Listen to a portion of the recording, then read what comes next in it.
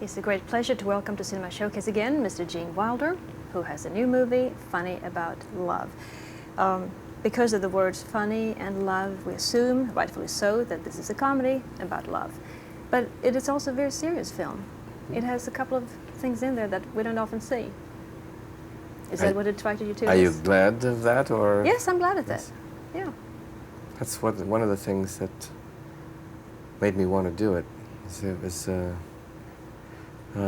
this special combination of funny and then something really touching, poignant, then funny again.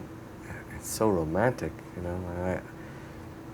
I can't do Robert Redford in a romantic movie straight, but in this, I could be romantic and be funny, and I think one makes the other acceptable. I just love the combination of it. How do you know you can't do a straight romantic movie? Well, I don't mean that I couldn't. I mean I wouldn't be any good at it. How do you know? Well, because I look at myself and I say the nose is too big and this profile's no good. Stay 3/4. You know, you're going to do one of those movies. It's usually you got to look awfully nice. In this case, you say, well, it's not supposed to be a dashing leading man, a handsome leading man. It's supposed to be a real human being. Not to say that Robert Redford isn't a real human being, but I mean, they're not coming because of my looks. They're coming because of whatever else I do.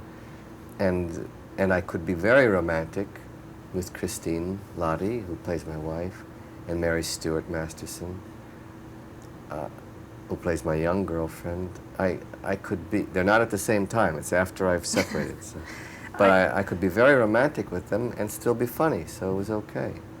I remarked to Christine earlier that there's a very nice chemistry between you and her in the picture. And she said that was there right from the start. Yeah, it was, first day. I didn't know, you never know when you're going to meet, if you haven't met the actress before. I saw her on film and admired her. I said, my God, she's just fantastic, but what's it going to be like when she's sitting right there and I'm sitting here, and then we start to kiss, and, you know, you don't know. It worked. You play a cartoonist in this movie, one sort of along the lines of Gary Trudeau, who offends some people some of the time and some all of the time. His humor is a bit offensive. Now, there are a couple of jokes in this movie that are outrageously funny. Some people may be a little bit sensitive to them. That's a chance you have to take, because I think, at my point in life, I think I've come to the conclusion that if you do something that doesn't offend anyone at any time, both in art and in life, you're just not dealing honestly.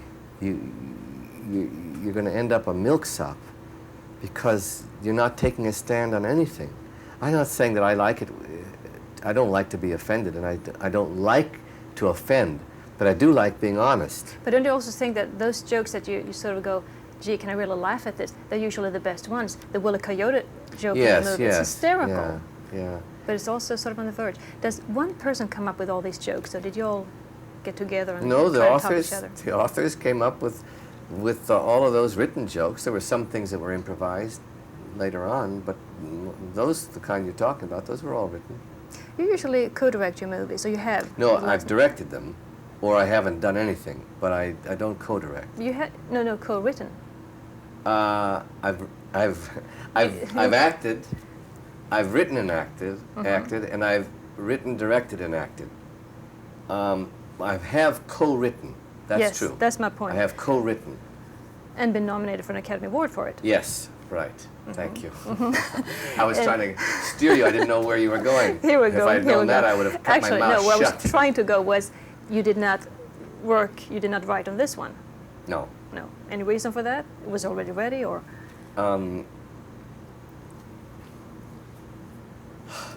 There's always work that the actor does. If you have the right director and the right actors, once you start rehearsing, the script is a living thing, and you improvise, and then record what you've improvised and take down the best of it. And you're not contradicting the authors, you're just filling in the spaces. And in that sense, I wrote on this film to make it more my own. Of course. And we all did that. But that was under the guidance of the director. Who is Leonard Nimoy, Leonard Nimoy. who must have a thing about babies. You know, it's funny. I thought he did it because of the babies, and he said he didn't. He did it because he loved the story and this character. It wasn't, I mean, he did, what was it called, The Good Mother. And Three And Men he and a did Baby. Three Men and a Baby. But he said he didn't do this because of babies, at least not consciously. You and I may think maybe he did We it may know because he of did, that. yes, yes, yes.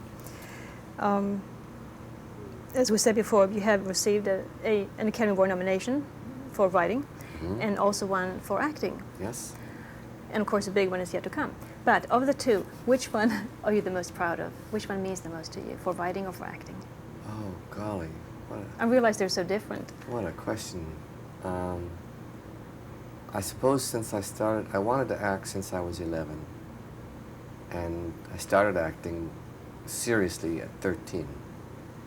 So I would say that the one for acting, the nomination it was for the producers, that meant the most to me.